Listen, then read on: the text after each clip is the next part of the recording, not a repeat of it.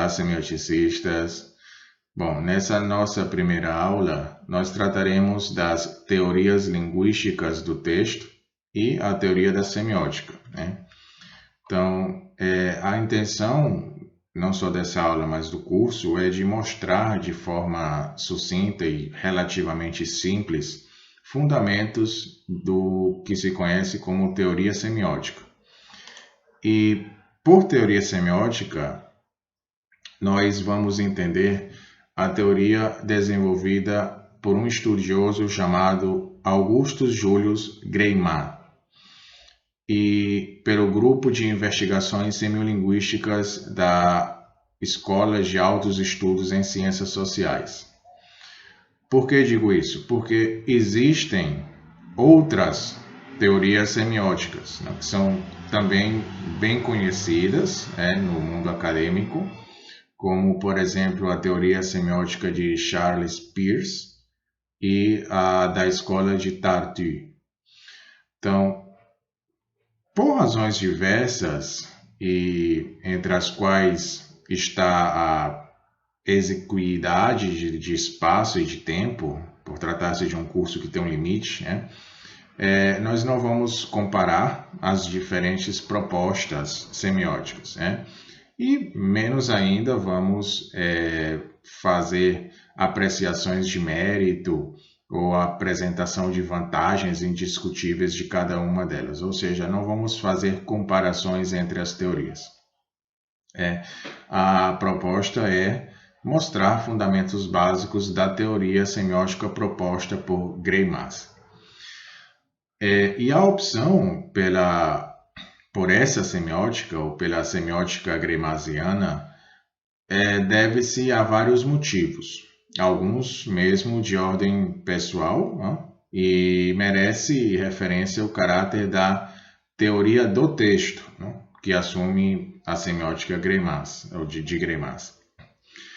Bom, então, primeira informação importante, e básica é que nós sabemos que a semiótica ela insere-se no quadro das teorias que se preocupam com o texto e a significação.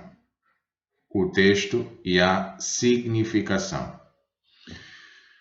Bom, a linguística ela foi durante muito tempo uma teoria da língua e da linguagem, e que não ia para além das dimensões da frase, por vários motivos, seja pelo fato de que alguns acreditavam que a frase era a unidade linguística por excelência, ou seja, por dificuldades práticas de outros que reconheciam unidades maiores que a frase. No entanto, havia uma dificuldade para fazer a análise dessas unidades maiores que a frase. Enfim, então, a essa delimitação da linguística soma-se mais uma, a de que a linguística era a linguística da língua, ou seja, de deixar para outros campos do conhecimento as questões de uso da língua ou as implicações do contexto social e histórico do falante.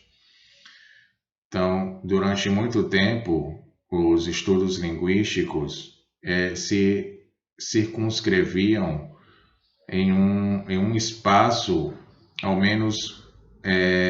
mesmo tempo vasto e restrito, e tomava por objetos unidades da dimensão máxima da frase, concebidas fora de qualquer contexto da enunciação. Então, os limites impostos foram facilmente mantidos no período em que a linguística se confundia com a fonologia e a morfologia, com menos facilidade durante o período em que se reinou a sintaxe, e tornaram-se insustentáveis esses limites quando se ressurgiu os estudos semânticos, nos anos 60. Então, a semântica, cujos princípios diacrônicos foram formulados por um estudioso chamado Preal, em finais do século passado, finais do século XIX, e foi durante a metade do século XX, não? A semântica ela foi considerada a parente pobre da linguística, não? Desenvolvida como semântica da palavra isolada ou semântica lexical, e foi considerada incapaz de levar adiante o projeto de uma ciência linguística em construção. Então, a conhecida semântica estrutural, ela desenvolveu-se por volta de 1960, paralelamente ao que se conhecia como semântica lógica. E, apesar das críticas sofridas, ela teve o mérito inegável de reintroduzir as preocupações com o sentido no seio dos estudos linguísticos. A partir de Hemslev, que mostrou ser possível examinar o plano do conteúdo em separado do plano da expressão, tal como a fonologia fizera com o plano da expressão, a semântica estrutural desenvolveu princípios e um método para estudar o sentido. As dificuldades foram muitas e não se conseguiu ir além da descrição de uma fatia reduzida do conteúdo de uma língua, tampouco ultrapassar os limites da frase.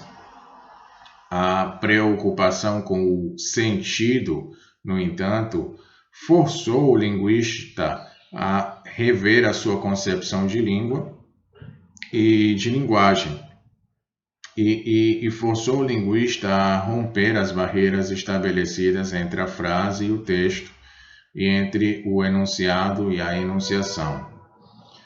Então, sem derrubar essas demarcações, não se pode realizar nenhum estudo satisfatório do sentido.